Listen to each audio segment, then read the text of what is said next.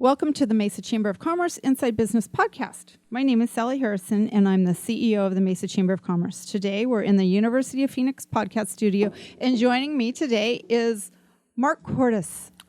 Sally! Oh my gosh, what a treat to have you here. What a treat to be here. I'm finally back in Arizona, and no place I'd rather be. This is a little weird. Yeah, you're on the other side of the mic. I've done a lot of podcasts, but this is the first time.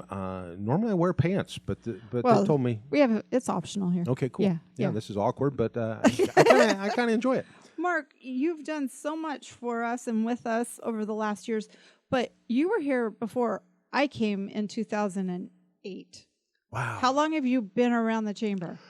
You know, I'm going to guess it was probably around 2005 or 6. Yeah. And I developed I did an event for the Mesa Chamber, and it went well. And they said, "Hey, do you want to be part of this?" And I said, "Well, I don't live in Mesa. Am I still invited?"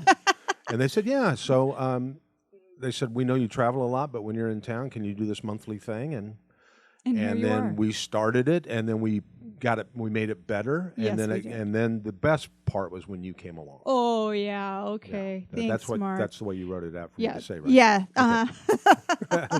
Well, it's been fun, and honestly, when I met you, you were hosting Good Morning East Valley for us back at the Country Club.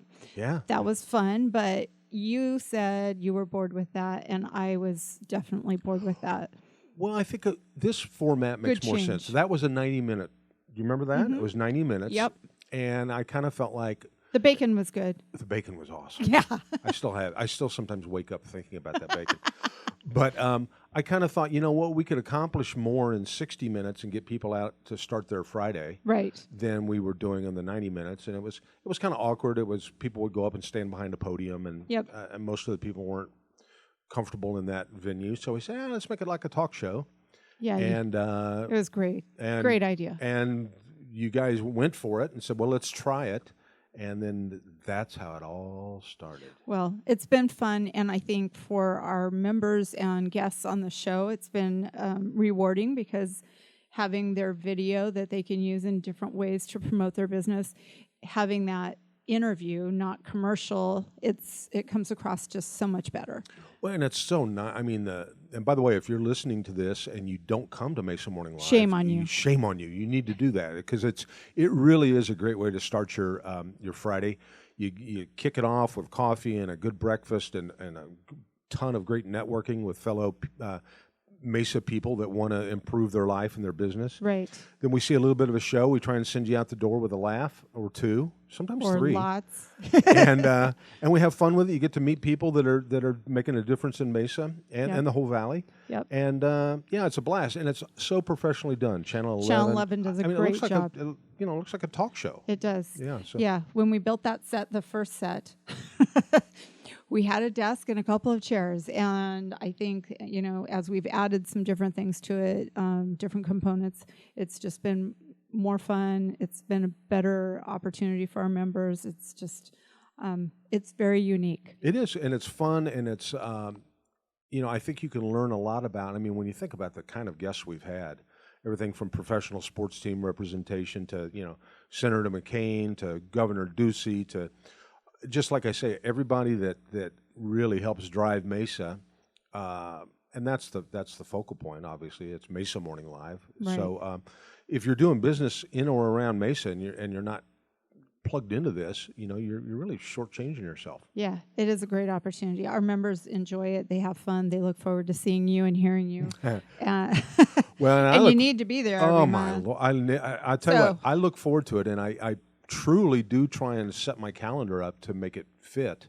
Like I told you, I'm going to be there October, November, and December. I was so proud of myself, and then I remembered we're not doing one in November. Well, we do enjoy when you aren't there, and we have to have a sub, and the mayor is able to come in and sub. But it is Mesa Morning Live because of you. Oh, well, that's very nice. And, the offer still stands. Evidently, Mayor Giles has a lot of free time. Yeah. So at some point when he needs a break, I'll be mayor for a day. I got think no that problem would be with that. good. And boy, watch some changes. I'm excited about There's that. going to be some executive orders. So we did miss you last month because you were stuck on a ship. I was out in the middle of it seemed like the Bermuda Triangle with Dorian. I was performing on a cruise ship, and it's supposed to be 2 weeks and then come back here for a couple of days and then another week, and it turned into they all flowed together because of Dorian was not cooperating with a lot of the ports. Yeah, that's rough. And it's weird, like if you think about it, when a snowstorm hits, what it does to airports. Right. Let's say a snowstorm hits Omaha, Nebraska. Well, it still screws people up in Phoenix that were trying to fly there. So now they're held. Well, there's only so many ports. And those ships don't come in and out like a plane does. They got to sit there overnight. And so everybody was backed up, and there's people out there in the middle of the ocean just literally doing nothing but just kind of circling around and killing time until their port would open up. Well, and some of those people probably enjoyed having a couple of extra days on a ship. Some people did. I'm guessing you didn't. Well, I was done. I was telling Bob, imagine this, whatever job you're in right now, you're sitting in a cubicle, 5 o'clock comes, you jump up, you go clock out for the day, and then you go, oh, I can't. I'm done, and I'm not going to get paid anymore, but I got to go sit in my cubicle for 3 more days. That's kind of what it was like. Yeah. But, my wife says, would you quit complaining about being on cruises because people save all year to go on one, and then I don't ever complain on the ship because I don't want to. So how many cruises have you been on just in the last year? In the last year, seems like it's been quite a 10? few. Yeah. I know. That's a lot. Yeah, and you know what? Some are more fun than others. The one I just did where I was up in Boston and Bar Harbor, Maine, and Portland, Maine, I love that because being in Arizona, that's the one part of the country I've spent the least amount of time in. So it's cool. You go and you see cool lighthouses and the weather. The leaves were turning and it was cool. Nice. And I enjoyed that. And I love Alaska. Alaska cruises are my favorite. I've been on probably 15 Alaskan cruises. Wow. And so those are great, and I never turn those down. But, I really don't need to go to Cozumel anymore.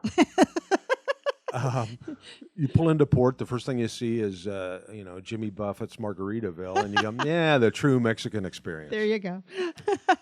So, but nice. But the crowds are fun. They're on vacation. They want to laugh. The pay is good. Every time I don't say I don't want to do it anymore, they bump my pay up a little bit. Nice. So the carrot keeps getting bigger, and I keep going back out. Yeah. It's a great way to fill my schedule. And then there's that buffet, right? Yeah, and see, that's a nightmare because I'm addicted to gluten. Evidently. Oh, Some carbs are not my friend. Oh my God, I know. I'm a carb guy. Yeah, that's rough. So when you're on the ships, are you doing the Spouse Whisperer? I'm doing a lot of.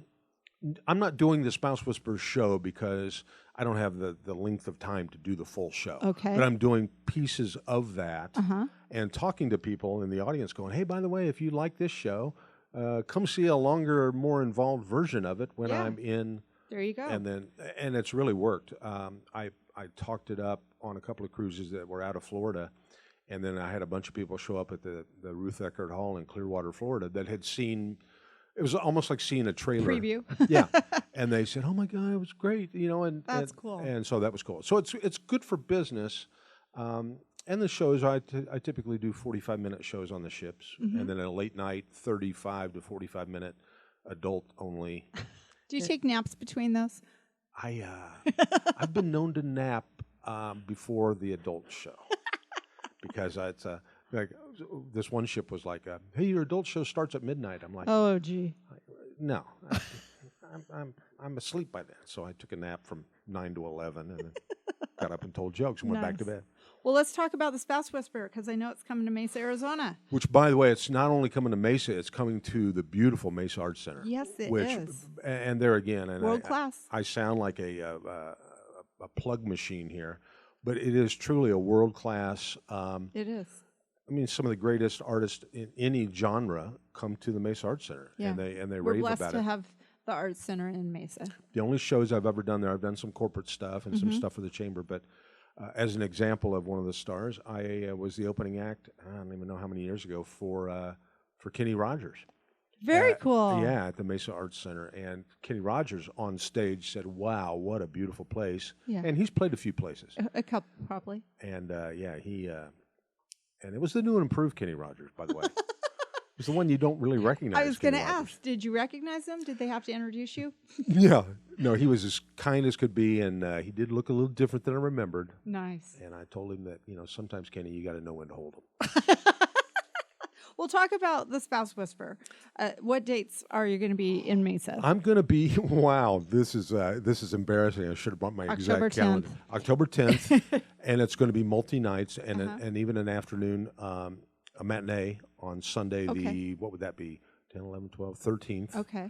So it's going to be multiple shows. You can't say I can't make that show. I've got something because there's another show you can see. Well, we're excited that you're going to be there on the 10th for Chamber Night. Yes, I am. Yeah. So we're going to have a little, I don't know, party before that. Let's do a little meet and greet. I want Yeah. to get to see everybody, Yeah. I truly have met. The great thing that the chamber has been for me. I don't live in Mesa. I don't do a lot of business per se in Mesa, but I've made a lot of friends in Mesa through Mesa Morning Live. Just good people. Well, hopefully we can fill the room up with a lot of those people. Yeah, it'd be great. Great to see everybody and let them see. I'm a lot funnier at 8:00 at night than I am at 7:30 in the morning at Mesa Morning Live. I've seen you both in, I don't know, you're pretty funny in the morning. Well, sometimes I'm a little loopy in the morning because it's Okay, just so that's it. yeah, exactly. Because it's like my body clock schedule. I'm like a go to bed at 2:00 kind of guy and sleep till 8 or 9. Oh, gosh. But on the Thursdays before Mesa Morning Uh-huh. Live, if I go to bed at 2 and then I have to leave my house I get up at 4 at my house. Oh, jeez. So I'm kind of on fumes. Yeah, that would be rough. Yeah, but you guys make it's so much fun, and is. it's been we can't even figure out how many years. I'll have to do a little research to find out how many years, but let's keep doing it and let's keep making it better. We do plan on doing more.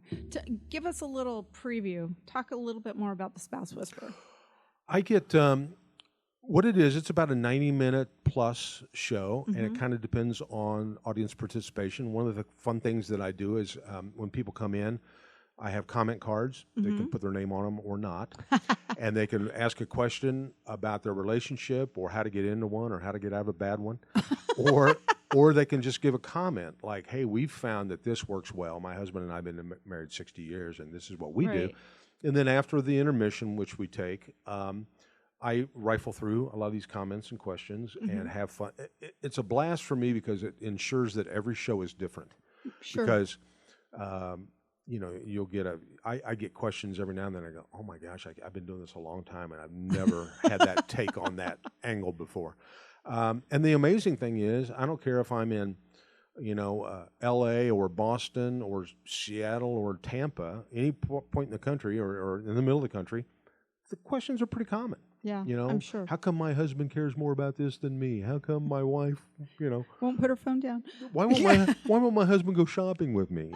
And I get hilarious questions. And as an enticement to get people to ask those questions, at the end of the night, me and the audience, kind of based on what one got the most laughs, I give away dinner for two and a movie. Fun. So since I've cool. started doing that, I've noticed that the amount of questions has gone up. People are greedy. Yeah, people like to win. Yeah, exactly. Yeah, you want to leave a winner. Well, before you leave, I have another question for you. Yes. You have opened for a lot of people over the years. Like, any favorites? I mean, obviously Kenny Rogers is a big name, but you have favorites. Oh, yeah. Well, the shows that I tell people, boy, if you can ever go see, and these are all people I've worked with, the Doobie Brothers are amazing. The Yeah. energy is phenomenal. The band Chicago is off the charts. They and I'm dating myself here, but they've been around since the '70s, and they sound better now than they ever did. Because, and I told the guys that I go, hey, you guys sound better now, and they go, that's because we're not all messed up now. We remember what city we're in, Oh, and they used to party, and now they're Sure. treating it like a business. nice. I just, in the last year, I did a show for one of my heroes musically was Boz Scaggs at Celebrity Theater. That's Not cool. an empty seat in the house, and man, what an inspiration! 74 years old, and he's still doing 3 concerts a week, Oh my writing music gosh. and killing it. And but I mean, I've worked with everybody from Ray Charles, Willie Nelson, Hall and Oates, all the ones I previously mentioned, country stars. And the cool thing is, I've met some of those stars that you go, wow, I was a fan, but now having met them, I'm a bigger fan. Like Vince Gill, possibly the nicest guy I've ever met. You mean nicer than Bob Then Bob, Nelson? equal talent, equal niceness. Okay, good. All right. Good. But then there's also been a couple of guys that I went, man, I was a fan, and now that I've met you, not so much anymore. Didn't you tell me, this has been a while back, that you had the opportunity to meet Robin Williams? I did that was kind of a cool show. It was, well, man, time is just racing by. It was whatever New Year's Eve was before he passed. Uh-huh. I was doing a theater in the Bay Area up in San Rafael, California. Uh-huh. I didn't know it, but he lived not far away and used to go out and walk at night. And so anyway, it's 10 minutes until showtime, and I'm backstage kind of getting that last minute, thinking everything through. And the theater manager knocked on my green room door and said, hey, there's somebody here that wants to meet you. And I said, oh, great. And because that's not really uncommon, but what happened next was uncommon. And he opened the door, and there was a silhouette. I couldn't see his face because of the lighting, but I could see the silhouette of a shorter guy with this long, like, trench coat thing on. And as he walked into the light, it was Robin Williams. Oh, my gosh. And he said, yeah, he's been looking forward to he had tickets, and he's been looking forward to the show. How he wanted cool to is say hi. that? And I was like, whoa. And I was like, that was equally cool and equally very intimidating because Sure. Yeah. it's like swinging a golf club in front of Tiger Woods. You know, you don't want to screw it up. And he couldn't even sit in the audience because he would just have been a distraction. Sure. So right behind my curtain, they had set up a nice little like a ottoman with a big flat screen that they had. So they were broadcasting what the audience was seeing right behind me, and so 8 feet behind me is Robin Williams watching my show. How cool. And it was very awkward in that every now and then when I would hear, that he had that distinctive, kind of like a really great laugh. and it was like, so I'd hear the audience laugh, but I could hear that one, and I was like, wow. Home run on that joke. Robin Williams just laughed at a joke that I wrote and created and performed and choreographed, and it was awesome. Are you going to write a book? You have so many stories. I do good to just read a book every now and then. I am writing a book of the spouse, and matter of fact, this is where Bob has been a help with me. I'm taking all those comment cards and putting the best ones together. I'm trying to decide how many. I'm thinking about doing 365 of them and calling it a year's worth of spouse whisper advice. Very cool. And it's not gonna.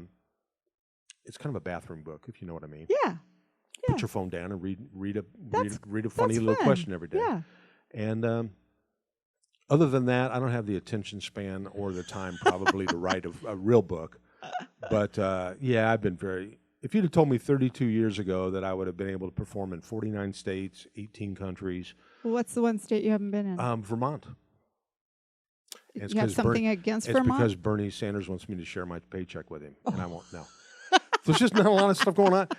The only thing I can think of in Vermont is Ben and Jerry's, and that's a good reason to go. Well, I know, but I only go if people pay me. Yeah, okay. So if I could do if you're out there and you have a connection to Ben and Jerry's, and they have a national sales meeting in Vermont, there you go. I'm your guy. There you go. You are every other place, and the people I've got to. I'm doing a show with Valley's own legend. I put together a fun little corporate event for next month. It's about a month from now. I'm doing a show. I'm going to interview Alice Cooper for a big commercial real estate firm. Well, that'll be fun. And we're going to do kind of what we do at Mesa Morning Live for an hour. It's going to be an hour of Alice. Yeah, well, we need the Coop on our show. I know. And if he you needs saw, to stay in the country a little bit more. If you saw the check that these people are writing for Alice, I was blown away. But he's Solid Rock's coming to Mesa. I did not know that. Yeah, so maybe there's a reason that he could be here someday. There's our in. There you go. I think this is going to happen. I think we can make that happen. Yeah. And you know who else who's one of Alice's best friends is our mutual friend, Mr. Scott Flansburgh. Yeah. Human Calculator. Yeah. Is he still the number one viewed Mesa Morning Live? Oh, yeah. Yeah, without a doubt. Yeah, absolutely. Yeah. He's been fun. Go on Mesa Morning Live, look at a couple of clips. For example, look at the Human Calculator episode. YouTube. And then you'll say, wow, I got to go be a part of this. Yeah, everybody needs to come at least to check it out, and then they'll come back. The second Friday of every month except November. Yep. And Crescent you Crown. can always just wander in without reservations and Yep. just do it as a one-timer, and you'll be hooked. Yep, absolutely. Second Friday of every month at Crescent Crown Distributing, and we'd love to have everybody there. The more It's the fun. merrier. Absolutely. Mark, thanks for coming in. I know you're busy. No, it's my pleasure. You guys have been, I think it's been a really good relationship that we've had, and I continue to hope it continues to grow. You guys do it upright, and boy, Mesa, it's amazing. Well, you've been here how many years? I've been in Mesa 15 years. Can you believe what you've seen No, in 15 years? It's crazy. Yeah, Yeah, it really the growth is great. Yeah, Yeah. so, We're bringing in 200 residents a day. really? Yeah. Yeah. Wow. Crazy. And those are all humans. I believe so. I haven't checked every one of them, but yeah, 200. That's what I've heard. Phenomenal. Yeah. Thanks for joining us on today's Inside Business Podcast. You can find all of our episodes on the Inside Business Podcast at iTunes, Google Play, or your own favorite podcast website. You can also find them online at mesachamber.org.